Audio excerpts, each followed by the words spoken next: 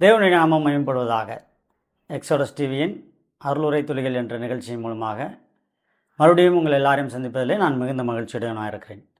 இந்த நாளின் காலை தியானத்துக்காக ஒரு சில வசனங்களை வாசித்து நாம் இந்த நாளை துவங்குவோம். மார்க் எழுதின சுவிசேஷம் 16ஆம் அதிகாரம் 15ஆம் வசனம். பின்பு அவர்களை நோக்கி, நீங்கள் உலகமெங்கும் போய் சர்வ சிருஷ்டிக்கும் சுவிசேஷத்தை பிரசங்கியுங்கள் என்று சொல்லப்பட்டிருக்கிறது. கர்த்தராகிய இயேசு கிறிஸ்து நமக்காக இந்த பூமிக்கு வந்து மரித்து அடக்கம் பண்ணப்பட்டு 3ஆம் நாளில் உயிரோடு எழுந்து 40 நாள் பூமியில் வாழ்ந்து சீசர்கள் பார்த்து கொண்டிருக்கும்போது பரலோகத்துக்கு ஏறி போனார். அப்படி அவர் பரலோகத்துக்கு ஏறி போவதற்கு முன்பாக சீசர்களை பார்த்து இந்த வார்த்தையை அவர்களுக்கு அதை சொல்லிக் கொடுத்துக்கிறார். இந்த காரியத்தை சொல்லிவிட்டு அவர் பரமேறி போயிருக்கிறார். என்னவென்றால், உலகம் எங்கும் போய் சுவிசேஷத்தை பிரசங்கியுங்கள், நீங்கள் சர்வ சிருஷ்டிக்கும் சுவிசேஷத்தை பிரசங்கியுங்கள் என்று சொல்லப்பட்டிருக்கிறார். இதில் நீங்களும் நானும் அதில் உள்ளடங்கினவங்களாக தான் இருக்கணும். உங்களே என்னை பார்த்து தான் இந்த வார்த்தையை சொல்லியிருக்கு. கர்த்தராகிய இயேசு கிறிஸ்துவை யாரெல்லாம் ஏற்றுக்கொண்டிருக்கிறோமோ நம்ம எல்லாருக்கும் இந்த வார்த்தை சொந்தமானதாக இருக்கிறது. இப்படி நாம் சிந்திக்கும் பொழுது எனக்கு ஒரு சம்பவம் ஞாபகத்துக்கு வருகிறது. மார்க் எழுதின சுவிசேஷம் 5ஆம் அதிகாரம். அந்த 5ஆம் அதிகாரத்தில் நமக்கு ஒரு மனிதனை இங்கே அடையாளப்படுத்துகிறோம். கதரேனருடைய நாட்டில் இருக்கிறதான லேகியோன் என்று தன்னுடைய பெயரை அறிவித்த அந்த பிசாசுகள் பிடித்திருந்த மனிதனுடைய ஒரு சம்பவம். அவர் கர்த்தராகிய இயேசு கிறிஸ்து அந்த ஊருக்கு போகிறார். அங்கே அவருடைய சமூகத்தில் வந்து எங்களை வேதனைப்படுத்தாதீர் என்று சொல்லுகிறார் அந்த லேகியோன் ஆகிய பிசாசுபடுத்த மனிதன். அவரை பார்த்து இவனை விட்டு புறப்பட்டு போ என்று சொல்லும் பொழுது அவைகள் இயேசு கிறிஸ்துவிடத்தில் ஒரு விண்ணப்பம் வைக்கிறேன்னா, எங்களை அந்த பன்றிகள் கூட்டத்துக்குள்ளே அனுப்பிவிடும் என்று சொல்லி அதற்கு உத்தரவு கொடுத்த பொழுது பன்றிகள் கூட்டத்துக்குள்ளாக போன பிசாசுகள் அனைத்தும் மலையின் உச்சியில் ஏறி அங்கிருந்து கடலில் விழுந்து தங்களை மாய்த்து கொண்டது, தற்கொலை செய்து கொண்டது, எல்லா பன்றிகளும் இறந்து போய்விட்டது என்று பார்க்கும். இதை பார்த்து கொண்டிருந்த மனிதர்கள் ஊருக்குள்ளே போய் ஜனங்களை அழைத்து வந்தார்கள். அப்பொழுது ஜனங்கள் எல்லாரும் அந்த இடத்துல, அந்த சம்பவம் நடந்த இடத்துல வரும்பொழுது, கல்லறையிலே வஸ்திரம் இல்லாதவனாக தன்னைத்தானே காயப்படுத்தி கொண்டு சங்கிலிகளால் கட்டப்பட்டு இரவும் பகலும் ஓலமிட்டு கொண்டு அந்த மனிதன் புத்தி தெளிந்தவனாக கர்த்தராகிய இயேசு கிறிஸ்துடைய அருகில் அமர்ந்து வஸ்திரம் உடுத்திய நிலைமையிலே அமர்ந்திருக்கிறதை அவர்கள் கண்டபொழுது மிகுந்த ஆச்சரியப்பட்டார்கள். ஆனால் அவர்கள் கர்த்தராகிய இயேசு கிறிஸ்துவை பார்த்து அவர்கள் சொன்ன விஷயம் என்னவென்றால், நீங்கள் எங்களை விட்டு போய்விடுங்கள் என்று சொன்னார்கள். அப்பொழுது இயேசு கிறிஸ்து எதுவும் சொல்லவில்லை. சரி என்று அவர் படகில் ஏறும் பொழுது புத்தி தெளிந்த அந்த மனிதன், ஐயரே, நானும் உங்களோடு கூட வருவதற்கு எனக்கு உத்தரவு வேண்டும் என்று கேட்கிறார். அதற்கு இயேசு கிறிஸ்து சொன்னார். அந்த வசனத்தை நான் வாசிக்கிறேன். இயேசு அவனுக்கு உத்தரவு கொடாமல், மார்க் எழுதின சுவிசேஷம் 5ஆம் அதிகாரம் 19ஆம் வசனம். நீ உன் இனத்தாரிடத்தில் உன் வீட்டிற்கு போய் கர்த்தர் உனக்கு இறங்கி உனக்கு செய்தவைகளை எல்லாம் அவர்களுக்கு அறிவி என்று சொன்னார். அப்போது அவர் போகவில்லை. அவர் ஊரில் தங்கிவிட்டார். இப்படியே காலங்கள் போய் கொண்டிருக்கிறது. மறுபடியும் அந்த ஊருக்கு வரக்கூடிய ஒரு வாய்ப்பு கர்த்தராகிய இயேசு கிறிஸ்துவுக்கு ஏற்படுகிறது. அதை பார்க்கிறோம். மார்க் எழுதின சுவிசேஷம் 6ஆம் அதிகாரம் 53ஆவது வசனத்திலிருந்து அதை நாம் வாசிக்கிறோம். நான் வாசிக்கிறேன். மார்க் எழுதின சுவிசேஷம் 6:53.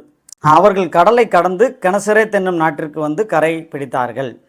அவர் படவிலிருந்து இறங்கின உடனே ஜனங்கள் அவரை அறிந்து அந்த சுற்றுப்புறம் எங்கும் ஓடி திரிந்து பிணியாளிகளை படுக்கையில் கிடத்தி அவர் வந்திருக்கிறார் என்று கேள்விப்பட்ட இடங்களெல்லாம் சுமந்து கொண்டு வந்தார்கள் என்று பார்க்கிறோம். அப்போ மறுபடியும் அந்த ஊருக்கு இயேசு கிறிஸ்து போகும்பொழுது, போன முறை இதே ஜனங்கள் எங்களை விட்டு போய்விடுங்கள் என்று சொன்னார்கள். ஆனால் இப்பொழுது அவர் வந்திருக்கிறார் என்று கேள்விப்பட்ட உடனே, இயேசு கிறிஸ்து மறுபடியும் நம்ம ஊருக்கு வந்திருக்கிறார் என்று கேள்விப்பட்ட உடனே அந்த ஜனங்கள் எல்லாரும் அவர்களுக்கு தெரிந்தவர்கள் எங்கெல்லாம் வியாதி உள்ளவர்கள் இருக்கிறார்களோ அவர்கள் எல்லா இடத்துக்கும் போய் சொல்லுகிறார்கள்.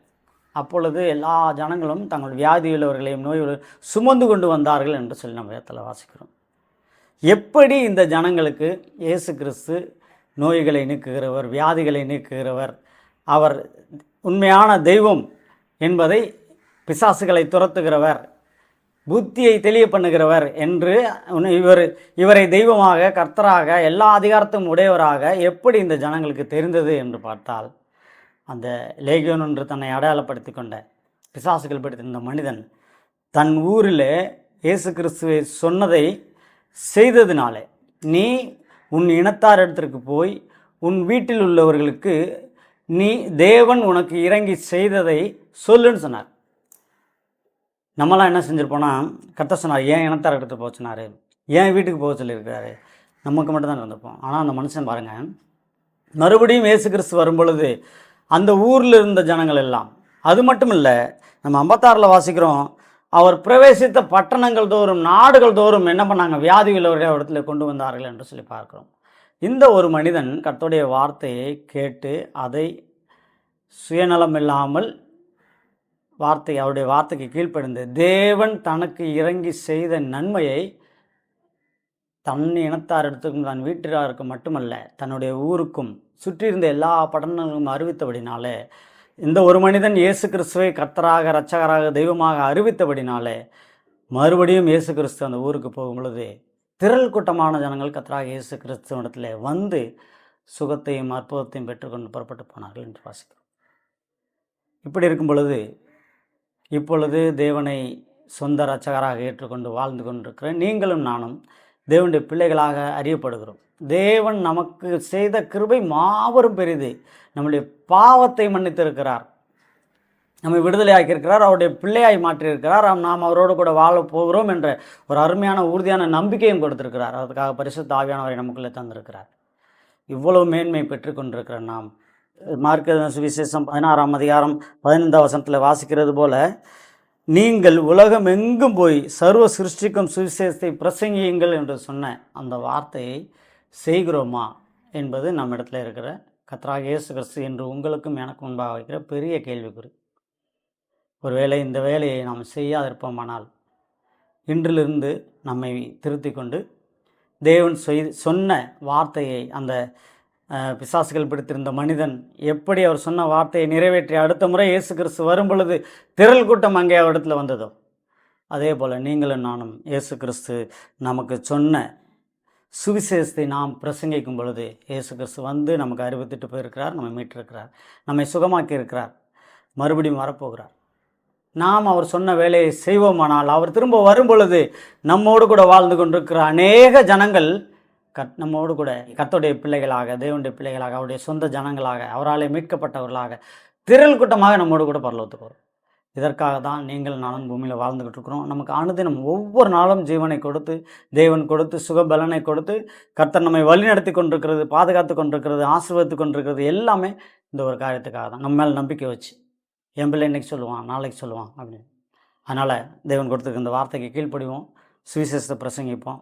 கர்த்தர் வரும்பொழுது நம்மோடு கூட அநேக ஜனங்களை நாம் அவரோடு கூட புறப்பட்டு போகிறதுக்கு திரள் கூட்டத்தை நாமளும் கூட்டி போவோம். கர்த்தர் ஞாபகம் மேம்படுவதாக.